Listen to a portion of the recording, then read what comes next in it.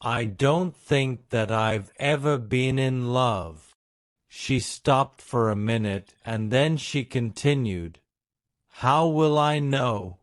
My name is Doctor Horatio Fundoby. But I am not the kind of doctor who sees sick people. I am called a doctor because I have spent many, many years studying. I studied history, and I now have an important job at the British Museum in London.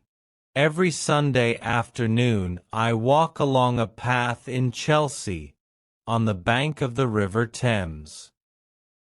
A lot of painters live in Chelsea. People often think that I am a painter. I look like one and I dress like one. I have a white beard, I carry a black wooden stick, and I wear a large old hat. The hat is more than 40 years old, and I always wear it for my walks. I enjoy my walks very much. There is a lot to see and hear. Boats pass on the river. Birds cry noisily above it. Along this bank of the river there are some old houseboats. People buy these houseboats because they like living on the water. They enjoy watching the passing boats and listening to the sounds of a busy river. They paint the boats in bright colors. One Sunday afternoon I was standing by the houseboats, looking across the river. In the deepest water in the middle of the Thames, I could see a beautiful white sailing ship. It was called the Poseidon. The back of the ship was a little unusual. I knew that the owner of the ship was Lord Struve. He was a great scientist who studied ocean life. Near the Poseidon were a large ship from South America and a dirty Spanish boat. Then I noticed one of the houseboats near the bank. It was called the Nereine, and it was very colorful. The boat was gray, but parts of it were painted in bright colors. The door was blue and the large wooden cover in the floor of the front deck was bright red. There were some steps going from the boat to the bank of the river. These were painted blue, like the door. I saw a young girl trying to push back the cover. She wanted to get out, and she was halfway out of the hole, but she had a problem. She saw me. She didn't shout at me, but her mouth formed the words, I can't open it. I hurried towards the Nereine. It was sitting on the bottom of the river, and I had to walk down the blue wooden steps, over the water of the Thames. I went carefully along the deck of the boat until I reached the girl. The new red paint has dried and I can't open the cover, she said. Wait a minute, I said. I used my stick to open it. A few minutes later the girl climbed out onto the deck. She was about 20 years old. She was wearing old blue paint-covered trousers and a gray shirt. I thought that she looked quite beautiful. She looked at me with big green eyes. They were the loveliest part of her face. Thank you, she said. That's all right, I replied. I was glad to help. You're a dear man, she said. Do you know who you're like? You're like one of those older men who work in museums. Oh, I'm sorry. That wasn't very polite. She smiled gently. But I am an old man, I said. Please don't worry. In fact, I do work at the British Museum. I'm Dr. Horatio Fundoby. Oh, she said. The British Museum. She was silent for a second, and then she asked, "Would you like to see my octopus?" "Yes, I would," I said, smiling. She took me down through the blue door into a green room. I could see a small bed, bookshelves, and paintings. Then I noticed two glass cases, one large and one small. In the small case were two fish, and in the large one was the octopus. "Isn't it beautiful?" she said. "Sometimes I sit and look at it for hours." "Does it have a name?" I asked. "Oh, I just call it octopus," she replied. "And you? What's your name?" I asked. After a minute she said, "My name's Thetis." "Ah," I said. "That's the name of one of the water people in the Greek stories of long ago." Thetis was the daughter of Nereus and Doris. They lived at the bottom of the sea. She pulled her ear, thoughtfully. "My real name's Alice," she said. "I call myself Thetis because I'd like to live at the bottom of the ocean." When she said this, I could understand the reason for her green room.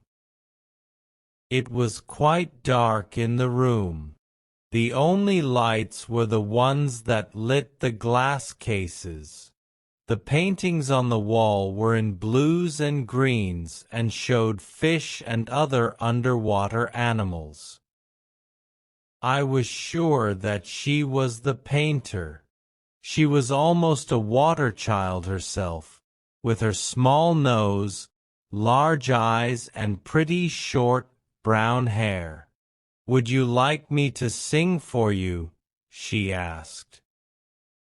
"Oh, please do," I replied.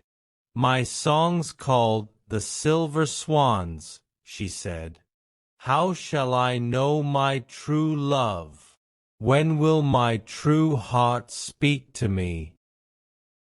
"Oh, when the silver swans come sailing, then I will know my true love. Then I will be with my true love, forever with my true love." It was a beautiful song, but I felt that there was a sadness behind the words. The words were wise and understanding, but I knew that the young girl in front of me was never in love. "That was lovely," I said. Thetis opened her eyes. "Thank you," she said. "Who wrote it?" I asked. "I did," she said. "It's mine." "Do you often write songs?" I asked, surprised. "Only when they come into my head," she replied. Suddenly she moved towards me. "How will I know my true love?" she asked, seriously. "How will I know when I'm really in love?" "How old are you, Thetis?" I asked. "I'm 21, she answered. "Have you been in love?" I said. "No," she replied. "I don't think that I've ever been in love." She stopped for a minute and then she continued, "How will I know? Who will tell me when I am? You're so old and wise. Can't you help me? She looked pale and unhappy. I thought carefully before I answered her questions. At last I replied, when he's ill and ugly and you can still love him, then you can be sure. When he is ill and ugly, she said to herself, quietly.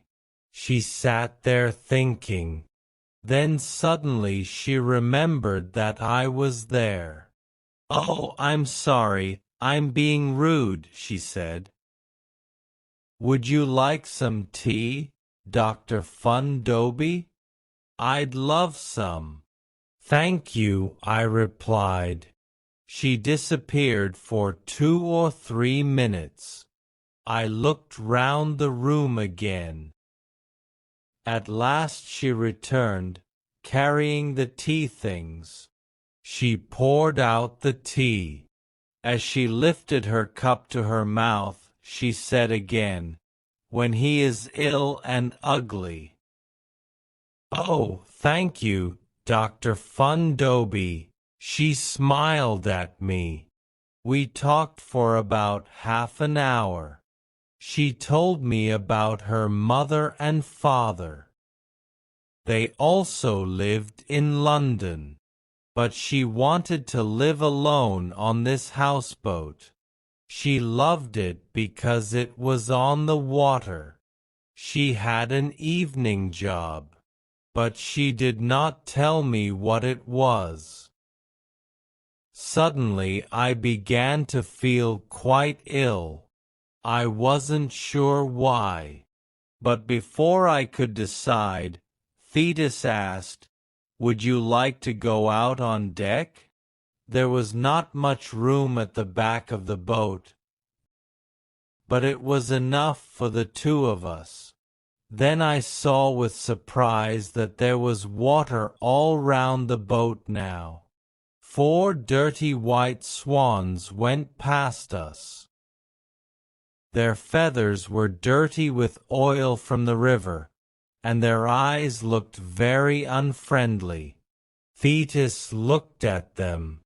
I said, smiling, "Perhaps they're the silver swans in your song. Perhaps you're going to meet your true love." She only said, "These swans are a dirty gray silver." Then a small wooden boat came up to us. There was a tall, strong man in the boat. He looked about 35 years old. He was wearing a blue sailing shirt and dark blue trousers. He had black hair, a beard, and bright blue eyes.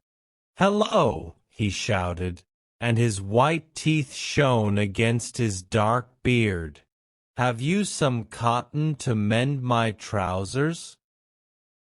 I caught them on a piece of wood. "Yes, of course," Thetis called back.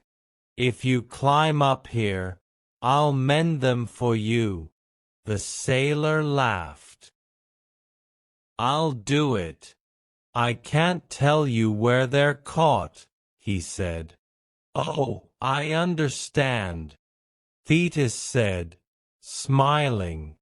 Then she went to find the cotton. When she returned, she put it carefully in a piece of cloth. Then she threw the cloth into the boat. The sailor caught it. "Clever child," he said. "Thanks very much. I'll be quick." He moved the boat away and then tied it up next to another boat.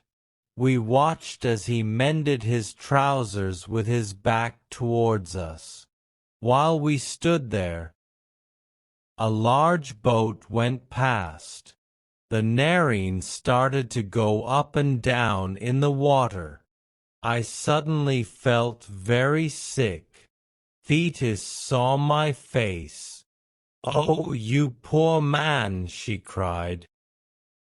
I forget that moving boats sometimes make people ill. Come with me. I've got a bottle of medicine. It will soon make you better." She helped me down into the green room and sat me in a chair. I was feeling very ill now. She went to a small cupboard and got a small brown bottle from it. She poured something from it into a spoon and gave it to me. "They discovered this medicine during the Second World War," she said. "Some of the sailors suffered badly in storms or when the sea was rough. You'll feel fine in a few minutes. Just sit there quietly." She went out on deck. I heard her shout to the man in the boat, "Hello again. What's your name?" "Hadley." "Richard Hadley," he called back. "What's yours?" "I've heard that name before," I thought, "but I can't remember where." "Thetis," she replied. There was silence for a minute. Then he said, "Oh, that's the name of the daughter of Nereus and Doris in the old Greek stories. They lived at the bottom of the sea." He was silent again. Then I heard him call, "Where's your father?" "He isn't my father," Thetis said.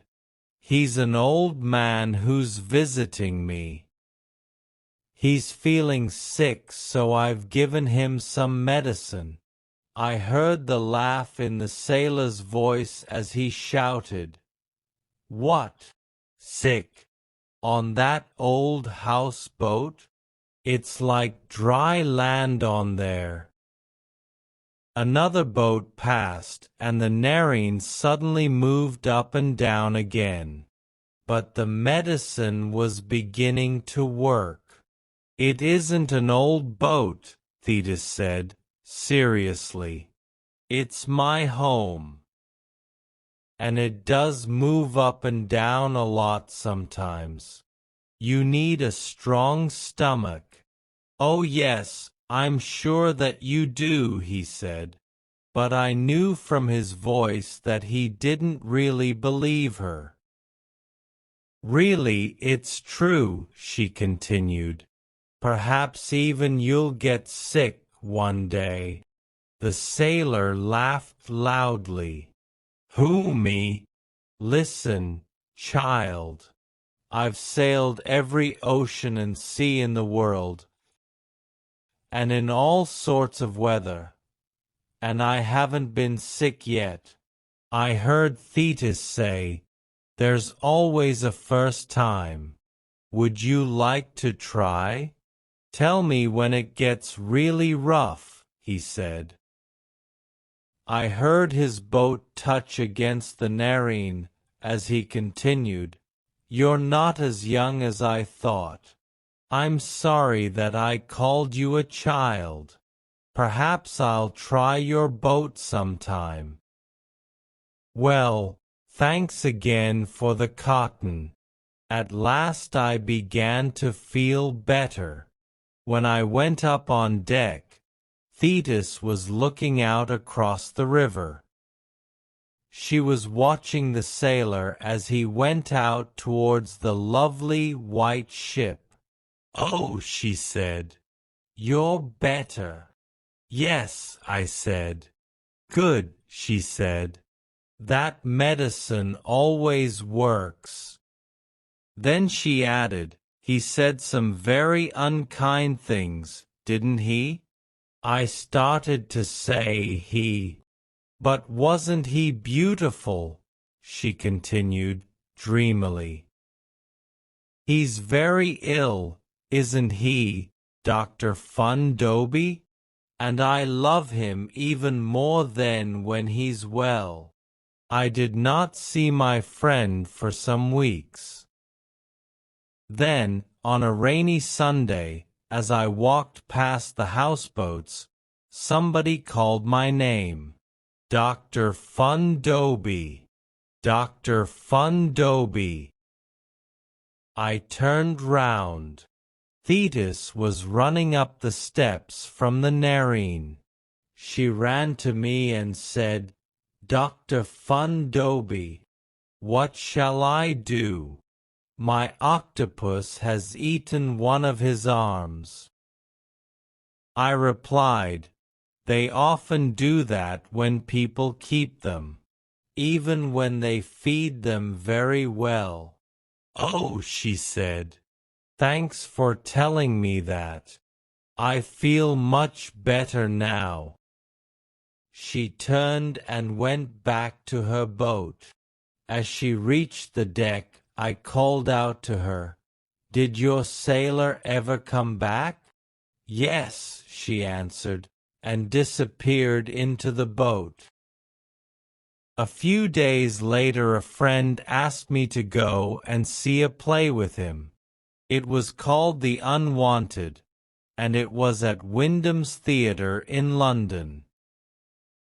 "There's a young woman in it, Alice Adams," my friend said. "She's very good, they say. One day she'll be a great actress." When the play started, I couldn't believe my eyes. The young actress was Thetis. I remembered then that her real name was Alice. So this was her evening job. It was a sad play.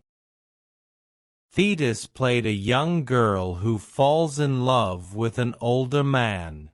In the end he leaves her and she kills herself. Thetis played the part with deep feeling and understanding. It seemed to me almost that she was the poor girl. I cried for her at the end of the play. The next Sunday I visited her on her boat. There was now another glass case in her room. There were 2 large fish in it. She was sitting in front of the case, watching them. She got up to get the brown bottle. The boat was not moving much, but she gave me some of the medicine and I drank it. "My dear," I said, "why didn't you tell me who you were?" "I was at Wyndham's last week." "I did tell you," she said. "This is the person that I am here. This is the person that I really want to be." "You played the part very well," I said. I cried at the end. "How can you put so much feeling into the part night after night?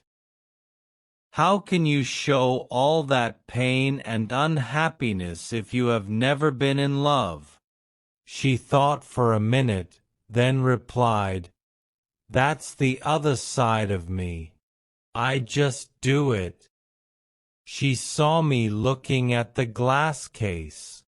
"He gave them to me," she said. "The sailor?" I said.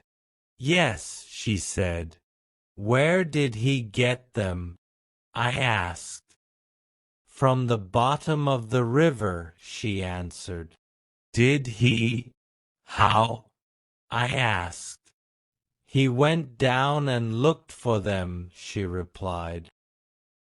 Now I remember who Richard Hadley is. I thought to myself, does she know? And will her heart break, like the heart of the girl in the play? "Is he in love with you?" I asked. "He laughs at me and says unkind things," she said. "Does that mean that he's in love? And you?" I asked. "Are you in love with him?" "I don't know," she cried. "I don't know. I don't know. Oh, Dr. Fundoby, I hate being young. She put her head on my shoulder and started to cry. I tried to find the words to make her better. The next Sunday I went for my usual walk. It was very windy and the river was rough. When I saw the Narine, she was moving from side to side. Thinking of Thetis, I hurried towards the boat. Her room was small and the glass cases were not safe in bad weather. I noticed that the blue door was open, so I quickly went down the steps. When I reached the last step, I heard a deep cry from Thetis's room. I was afraid for her, and I hurried in. Richard Hadley was lying on the bed. He was very sick. Thetis was sitting on the side of the bed, holding his head in one of her arms. His skin was a gray color and his face was pale. At first I thought that he was dying. Then the boat moved suddenly. I understood then why he was like this. Thetis, I cried. The medicine. Quickly. Where is it? Oh, cried the unhappy man.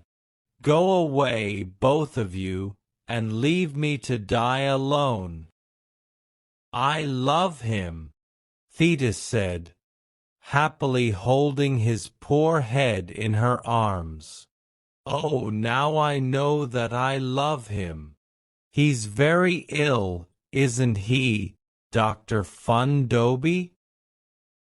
And I love him even more than when he's well.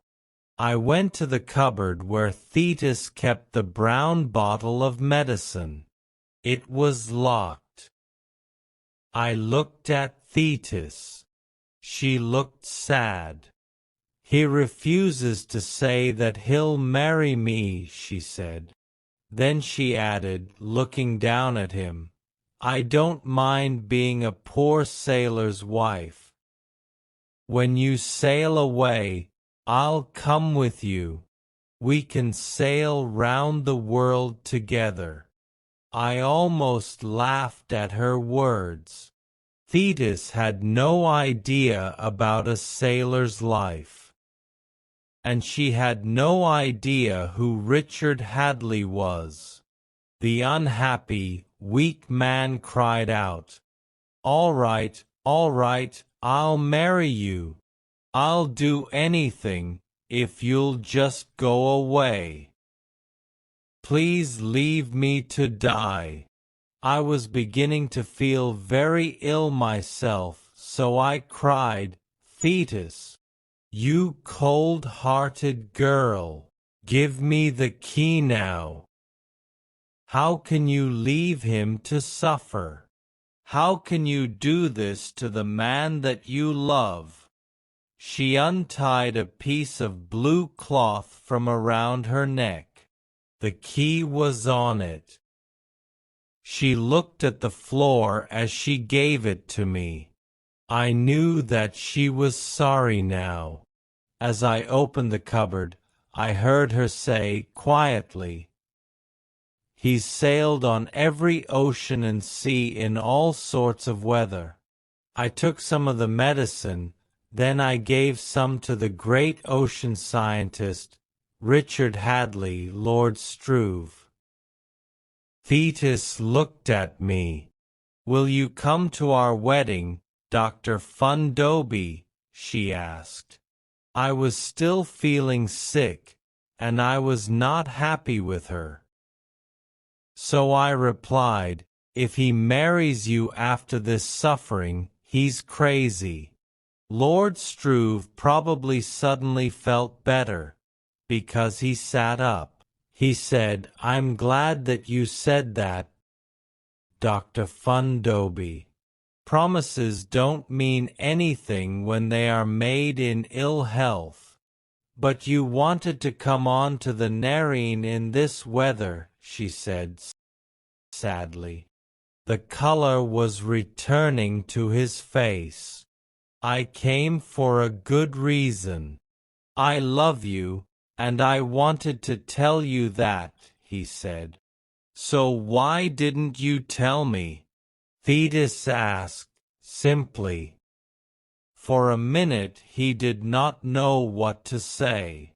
Then he said suddenly, because I felt ill.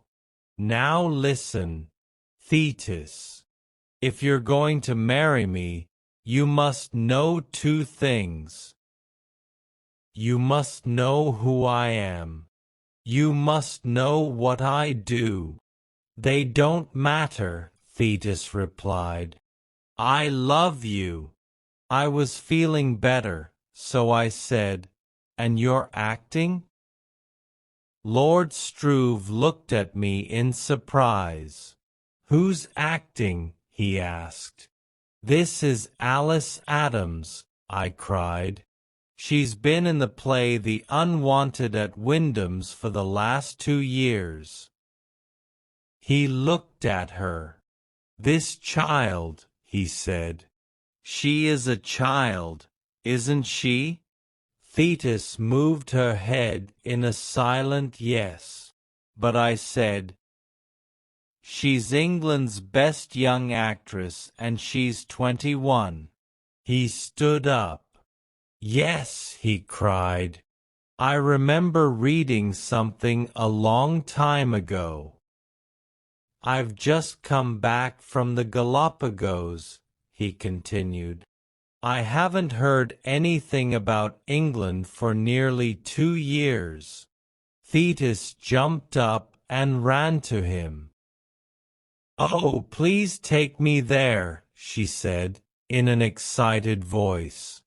All my life I've wanted to go to the Galapagos. Can sailors take their wives with them when they go? Lord Struve cried, I'm not a sailor, Thetis. I'm a dash. He stopped. He found it difficult to say, I'm a lord.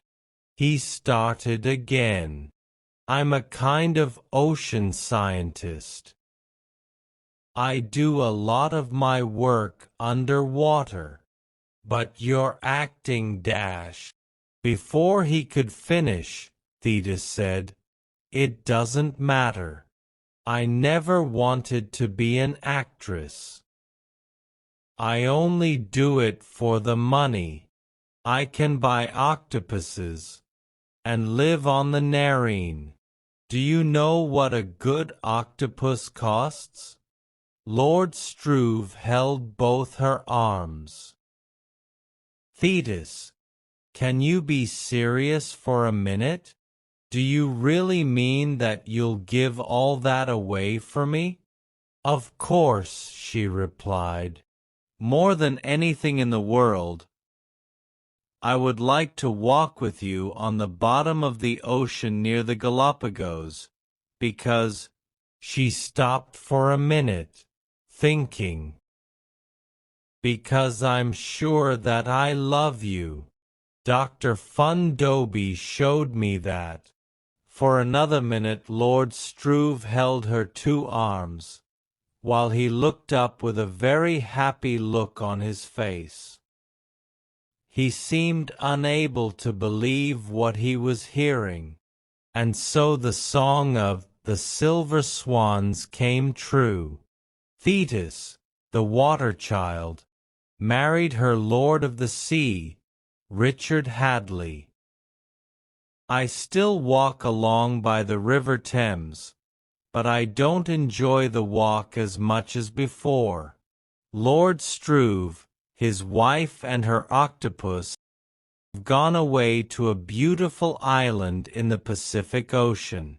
There they work together with the wonderful undersea plants and animals around them. A family have bought the Narine, and they have painted her a dark brown color. They have changed the name to the Nelson, after one of the greatest British sailors, Sir Horatio Nelson. I pass her every Sunday, and a washing line goes from the back of the boat to the front. It is filled with washing the clothes of small children. And I think, as I go past, do they have strong stomachs like Thetis? Or did she give them the name of that wonderful medicine in the brown bottle? Thank you for being with us today. Every story is a new opportunity for growth, and we're thrilled to be a part of your English learning journey. Our goal is to make language improvement engaging and accessible, one story at a time. As you continue to watch and listen, remember that consistency is key. Each story you observe brings you closer to fluency. Stay with us, and together we'll keep progressing toward better communication skills and a deeper understanding of the English language.